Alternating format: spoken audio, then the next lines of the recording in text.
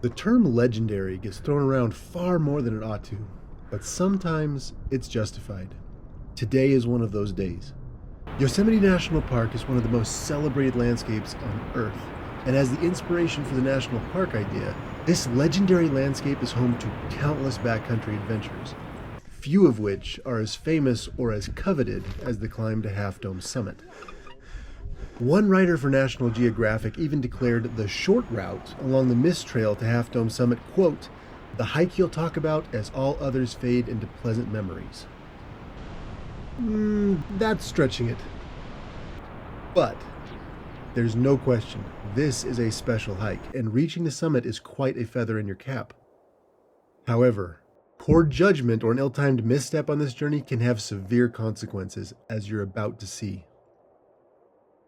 Mere days after I captured this footage, a 21-year-old student from New Zealand slipped and fell 80 feet along a climbing route on Half Dome's south slope, breaking her neck, spine, pelvis, several ribs, and in consequence of her injuries, also had her leg amputated below the knee. The month after her fall, dozens of hikers were stranded on Half Dome in an electrical storm.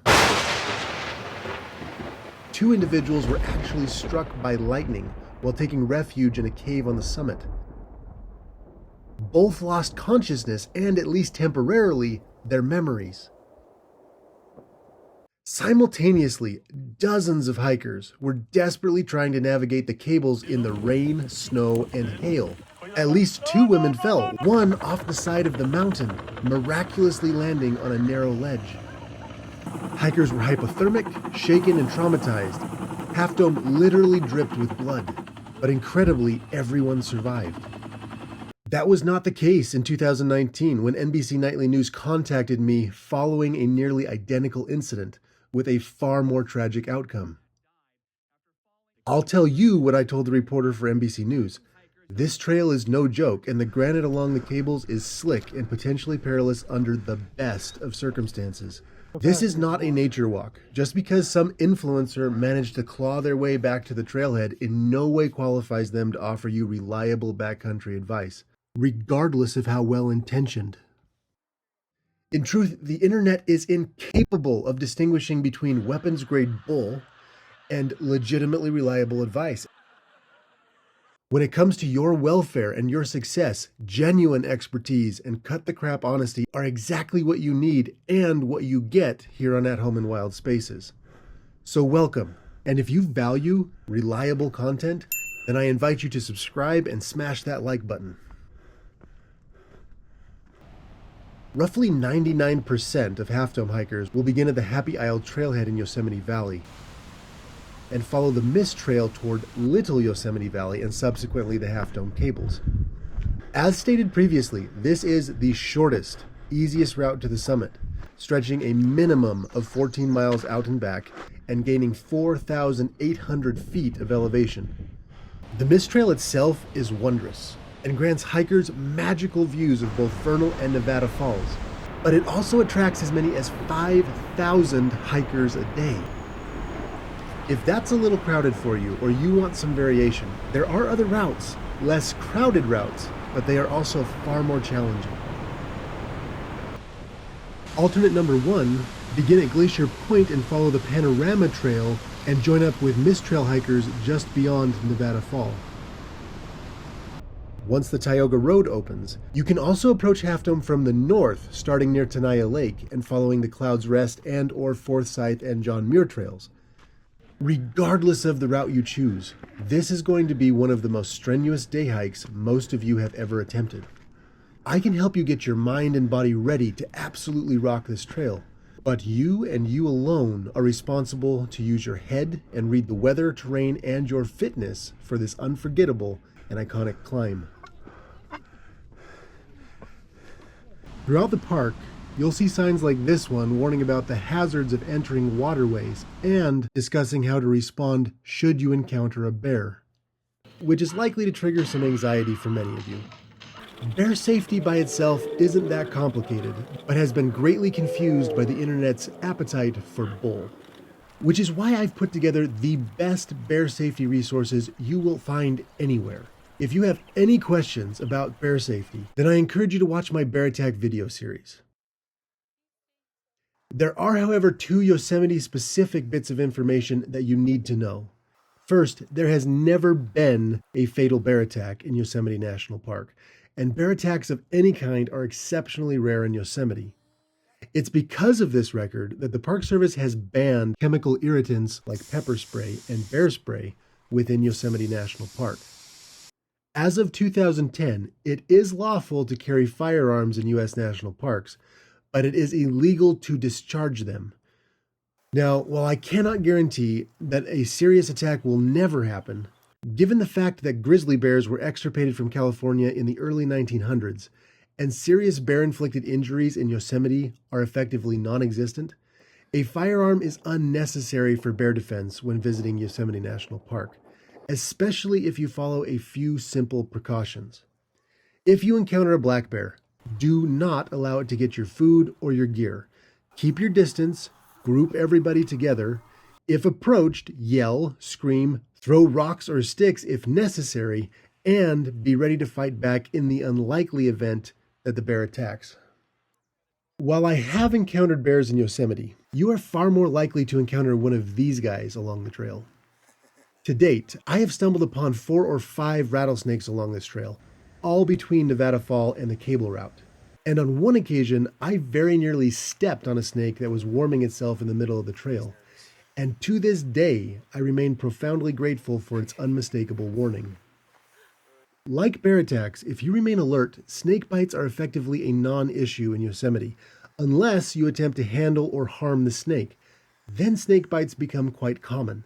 Now, if you'd like to know how to respond if someone in your party is bitten by a rattlesnake, then make sure to subscribe and turn on notifications, because that will be the topic of one of my upcoming videos.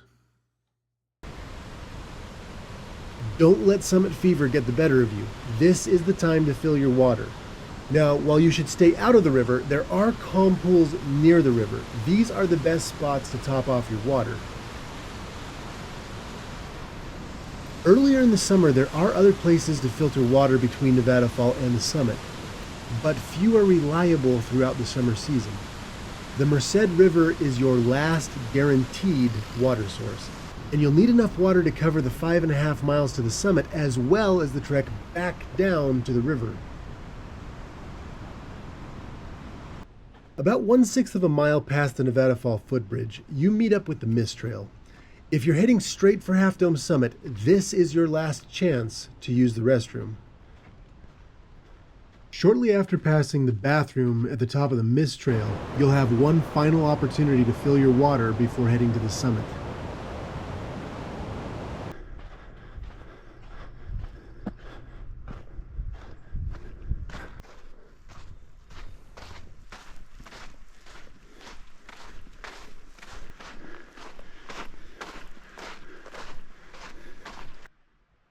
Once you reach the north end of Little Yosemite Valley, only 3 miles remain between you and the summit. Along this stretch, you'll climb approximately 1,800 feet through mixed conifer forest with varying views of Half Dome. Keep snacking and hydrating because the main event is coming up. Before long, you reach the saddle between Half Dome and Cloud's Rest with incredible views of the east end of Yosemite Valley. It's around this point that I suggest taking a short break to take care of the things you can't do on the cables. During my break, while sitting beneath a tree and applying sunscreen, I looked up and was greeted with the view of a lady about 20 yards directly in front of me, who had apparently thought that she had found some privacy and proceeded to use the restroom backcountry style. The uncomfortable scene prompted me to end my break early and continue on my way. There is limited space for privacy as you approach the subdome, and popping a squat in front of one or dozens of your fellow hikers is sure to cast a pall over your adventure. If you use the facilities, when they're available, and have intelligently planned your hiking diet, you can with confidence avoid most uncomfortable encounters in the backcountry. If you want to learn more on how to select a quality trail diet, then make sure to watch part 2 of my Rim to Rim hiking guide. Today's trek is actually very similar to crossing the Grand Canyon rim to rim in both terms of distance and elevation profiles, making my rim to rim videos the perfect resources for all Half Dome hikers. With the summit and subdome now in near constant view, it's easy to gauge your progress along this stretch. Sharp-eyed hikers will soon see the cables come into view, and before long, you'll reach the base of the subdome, where a ranger will check IDs and permits. Now, there's a lot of garbage advice online suggesting that if you've failed to get a permit yourself, you can sometimes ask people if they have an available slot on their permit. This is false. Yosemite is much more than just Half Dome. I know it's hard, but if you didn't get a permit for this trail, there are tons of amazing trails to explore, including Cloud's Rest to the north. While the permit system, which was implemented in 2010, has cut down on crowds on the cables, there's currently no significant evidence that the hike is any safer. That being said, I'm firmly in favor of the permit system. You will not be allowed on the subdome or cables without a valid permit between May and October, and fines for violating this regulation are steep. Now, because regulations evolve over time and have changed since I first climbed Half Dome, if you want to improve your odds of securing a permit, then head over to athomeandwildspaces.com for the written portion of this guide, where I'm better able to update permit and lottery information in real time. In years past, a ranger would simply check your permit and send you on your way. But recently, the Park Service has started holding an orientation of sorts at the base of the subdome. And even though I had previously hiked the subdome and cables, the ranger insisted that I be present for his orientation. The reason for this change is pretty obvious. Half Dome has become uber famous, and there are scads of people offering hopeful hikers garbage advice online. And internet algorithms just don't care. As long as you're watching or reading, someone's making money, and the internet is happy. The Park Service is clearly trying to set the record straight by literally heading off the internet's BS at the pass. And with one debatable exception, which I'll share in a minute, I wholeheartedly endorse the ranger's message. You have to consciously go into your head and switch your mood setting to patient and nice, or you are not going to enjoy the next 3 hours of your life.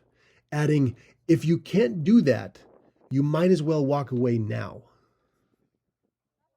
Now, I was the only person who had previously climbed Half Dome in this group, and I expect that most of you who are watching this video, that this is going to be your first ascent of Half Dome. I'll share the ranger's full orientation next week, so make sure to subscribe and turn on notifications and get an additional leg up on other hopeful hikers. Upon completing orientation, only half a mile and 900 vertical feet separate you from the summit. But for many, this is going to be the most mentally and physically challenging portion of the hike. The subdome doesn't get nearly the same press or attention as the cables, but the subdome is steep and in some ways more challenging than the cables themselves. The trail is narrow and exposed, there are no railings, practically no shade, and were it not for the irregular granite stairway, the subdome itself would be impassable for most people. So pace yourself and practice communicating. It's going to come in handy when you reach the cables. Those of you who have followed At Home and Wild Spaces for a while know that I am more than a little hostile towards travel checklists. Reaching the summit of Half Dome has become such a fixture on quote-unquote must-do and bucket lists that travelers blinded by a checklist mentality are reaching the subdome and cables stricken with a burning case of summit fever, and consequently placing themselves in harm's way. To quote the ranger during his orientation, this is a terrible, awful, horrible place to have an emergency. If at any time you feel unwell, whether that's physically, mentally, emotionally, stop, turn around, and come down. This is not a once-in-a-lifetime thing. You can do it again. And even if it is a once-in-a-lifetime opportunity, it's not worth your life.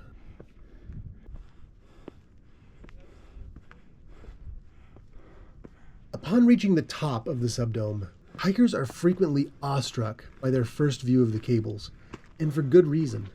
The Half Dome cables are unique and iconic in the mountaineering world. From this point, regardless of where you look, the landscape is beyond description. But it's essential that you take the time to assess the weather and your readiness before proceeding. The cable route can already be very slick when dry, and it's downright dangerous when wet. All the injured hikers I mentioned at the beginning of this video were on the cables or summit during a storm. The woman who died in 2019 was likewise stuck on the cables when a storm moved in. While attempting to descend the cables, she slipped on the wet granite, lost her grip, and fell. Are you noticing a pattern yet? If it looks like rain or lightning are possible, don't ascend the cables and descend the mountain. It's that simple. If you're already on the summit or the cable route when a storm system moves in, you probably weren't watching the weather, or you let summit fever get the better of you. Regardless, your best choice is to remain courteous and calmly and cautiously begin your descent. And while you might be able to wait it out on the summit, if lightning is likely, Half Dome Summit is just about the worst place on Earth to be, and the subdome isn't a whole lot better.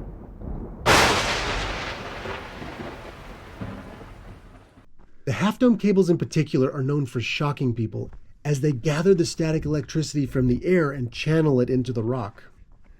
You are better off watching the weather and turning around if things look sketchy. During this ascent, I got a chance to practice what I preach.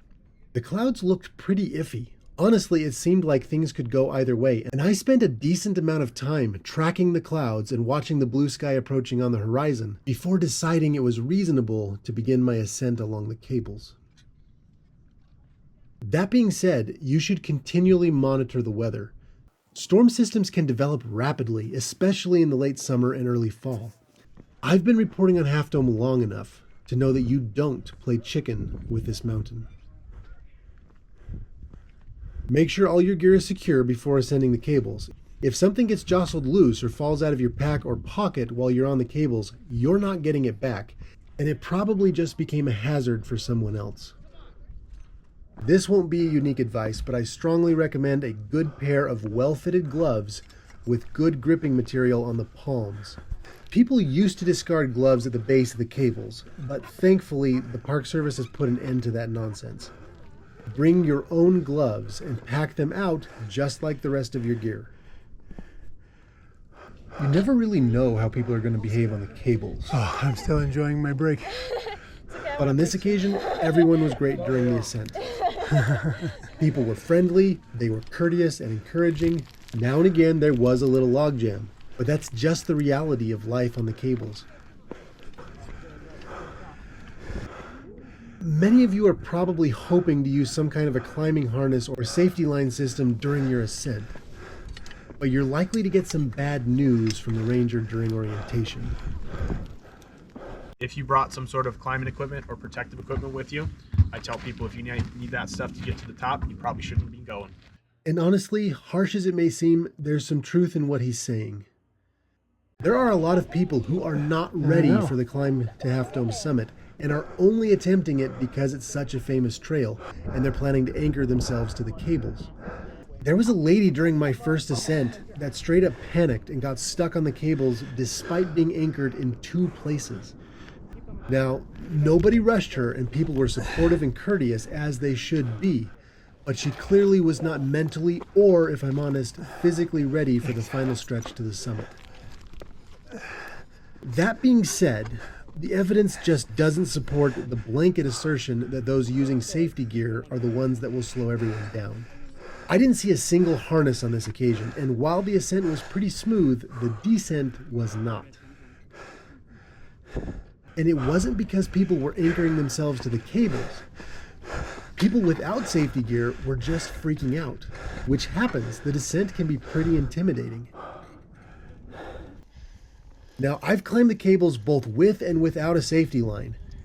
It seems abundantly clear to me that it has little to do with whether you do or do not use supplemental safety equipment and everything to do with your mental and physical readiness. In the past, my main purpose for using a safety line was as insurance should someone above me lose their footing and fall and crash into me. It would take a second to transfer my line at each post, but at least in my experience, the delay was not significant. But harnessed or not, panicking on the cables is the primary concern. You need to have a system in place and a plan on how to manage anxiety should you feel yourself losing the mental game. While I don't fully echo the Rangers' conclusions regarding harnesses and safety lines, I am going to encourage every single one of you to be both mentally and physically prepared to ascend and descend the cables without a harness or safety equipment. Now, I don't make the rules, but I will update any guidance from the National Park Service regarding harnesses along the cable route in the written portion of this guide over on athomeandwildspaces.com. It's going to depend on your personality, but I think the view from the cables is spectacular. There are very few hiking experiences that offer this kind of perspective. Standing on the side of this massive granite dome staring nearly a mile down into Yosemite Valley, it's easy to understand why Half Dome was long considered, quote, perfectly inaccessible. It was a guy by the name of George G. Anderson that finally solved Half Dome's mountaineering riddle in 1875, and in the process inspired the peak's iconic cables. During several attempts to scramble up the peak, Anderson found that he could not keep himself from sliding down Half Dome's smooth granite surface. Surmising that his boots were perhaps the issue, he decided to try and ascend Half Dome in only his socks, but found the result was the same. He next removed his socks and attempted to climb barefoot, again with the same results. Determining that adhesion, or rather the lack thereof, was the problem, he then fitted some sacks to his feet, which he caked with sap from a pine tree. The sap finally allowed him to adhere to the mountain's smooth surface, but he quickly found that he could not, without great effort, unstick himself, and nearly got himself killed several times before he abandoned his sack and sap strategy. Finally, Anderson acquired a set of drill chisels and a hammer which he paired with eye bolts and a rope. Anderson would anchor one eye bolt to the granite, run a rope through the loop, and then pull himself up until he could stand on the bolt. Anchoring one bolt after another, he continued this process until, in the words of James Mason Hutchings, he became the first to plant his foot upon the exalted crown of the great Half Dome. The first set of steel cables were added along Anderson's route by the Sierra Club in 1920, before being rebuilt and reinforced by the Civilian Conservation Corps in 1934. Since that time, approximately 13 hikers have died while traveling the cables and summit. And unsurprisingly, falls are the leading cause of death, followed by lightning strikes, cardiac events, and one death from altitude sickness. Crass as it may seem, that's a significantly lower body count than other famous trails like Angel's Landing or the Mist Trail, both of which have claimed more than 15 lives since the beginning of the 21st century. But the relatively low number of fatalities should not be interpreted as evidence that Half Dome is less dangerous. I would argue that Half Dome is more dangerous than the trails I mentioned previously. Half Dome is, however, far less accessible to most park visitors, which filters out many, though not all, unfit or hapless hikers. People are drawn to famous peaks and trails, I get it. Climbing some obscure unnamed peak doesn't yield the same amount of prestige. People climb Everest not because it's the best mountain or the most difficult mountain, but because it's the world's most famous mountain. And on a smaller scale, that's why most people are drawn to Half Dome or Angel's Landing or the Mist Trail. And I would never discourage you from setting your sights on these trails. Each offers an amazing experience. I would, however, discourage allowing social prestige or a checklist mentality from becoming your primary motivations for tackling these and other trails. Respect and preparedness must come first. Otherwise, you're a danger to yourself, others, and the landscape. As a hiking experience, Half Dome is unique in that it requires a substantial amount of upper body strength. Not only that, but you are very exposed while on the cables, so make sure that you have the strength to grip them securely for long periods of time. Helpful exercises include rope pull-ups as well as the sled rope pull and dead hangs, all of which increase your grip strength and simulate the recommended hand-over-hand method for the cables, or what I like to call the Batman and Robin approach. If you're ever alone on the cables, even for a stretch, I enjoy using both cables to pull myself up. But because you have to accommodate two-way traffic, hikers heading towards the summit should stay to the right. Descending hikers should stay to the left. Now, I mentioned previously that you don't have to be an ultra runner to complete this hike, and you couldn't ask for better proof than Everett Callan, the 93-year-old California man who summited Half Dome the day before I captured this footage, and in so doing inspired the world, becoming the oldest recorded person to ever reach the summit of Half Dome. It was an incredible accomplishment, shared by his son and granddaughter, as well as every other person that shared the cables with Everett that day. Now, Everett wisely broke up his journey over a few days, and I guarantee you he slowed people down on the cables, and obviously very few people in their 90s should attempt this trek. But Everett's story is undeniably inspiring and should make you question the limits you have imposed on yourself. Not everyone will be equally fit for the cables, so be patient and encouraging. Reaching the summit is a shared accomplishment. And the only must-dos here are be safe, be prepared, be courteous, and make memories that will last a lifetime.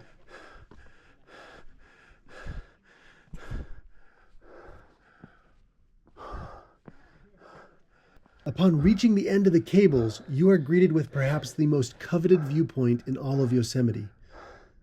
And unlike most summits, there's tons of space up here. Most hikers will congregate near the north face overlooking Yosemite Valley, but with the unbelievable 360-degree views of Greater Yosemite and the Sierra Mountains, there are no bad places to take in the view and relish your accomplishment. The view from the overhang, known as the visor, is particularly popular and breathtaking, but I invite you to exercise extreme caution. From here, nothing separates you from the valley floor except nearly 5,000 empty feet of air. In order to capture these dramatic shots, I fixed my camera to a long pole which allowed me to safely capture this dramatic footage. I normally wouldn't go into details on my recording methods, but I don't want any of you thinking I was standing at the very edge. Your sense of balance is based largely on visual cues, but you have none when peering over a cliff. More than a few hikers have met a brutal end by standing or sitting too close to a cliff's edge.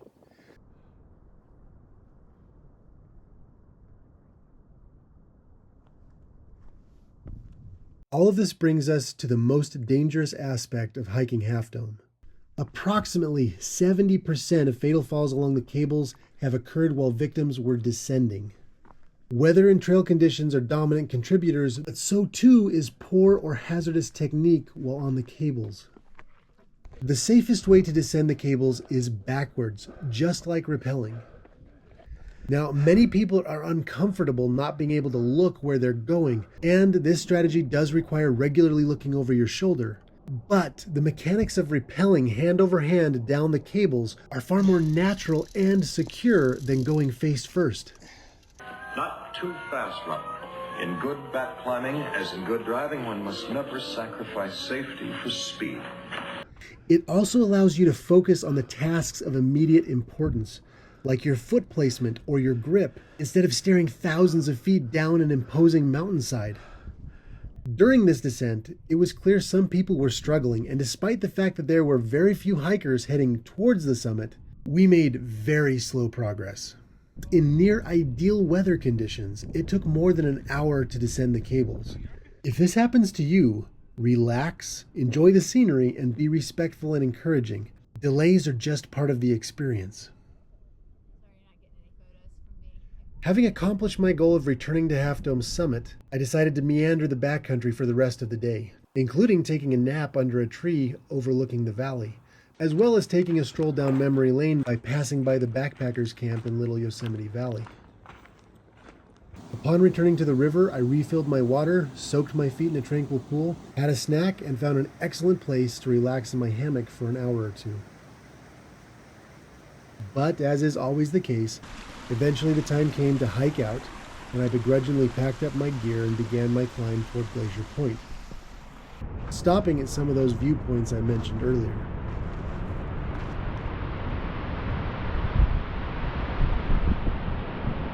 If you can work out a shuttle system, you can also mix and match trails for a sort of through-hike sampler. On this occasion, I didn't have a shuttle set up, so I exited the way I came, and once again, I was by myself with only the birds, squirrels, deer, the largest rubber boa I've ever seen, and Yosemite's priceless scenery as company. You don't need to be an ultra runner or in immaculate physical shape to complete this trek, but I do encourage you to take your training seriously and consider consulting a physician before attempting a day hike like Half Dome. Sun-up to sundown hikes are some of my favorites. They're normally quite long, but incredibly rewarding. Which brings me to one of the life-changing truths that a life in the backcountry has taught me. After walking thousands of miles and becoming intimately acquainted with the priceless character of wild spaces, I've learned to seek out those hard climbs that offer the greatest rewards.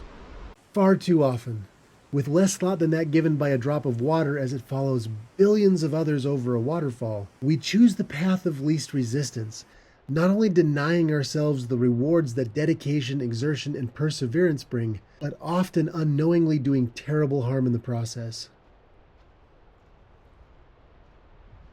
As we wrap up, I invite you to be wary of taking the easy path. There are no easy routes to the summit of Half Dome. Even the shortest trail will be challenging for most reasonably healthy people, and I'm grateful for that fact. The great lie of our modern age is that ease should be our goal.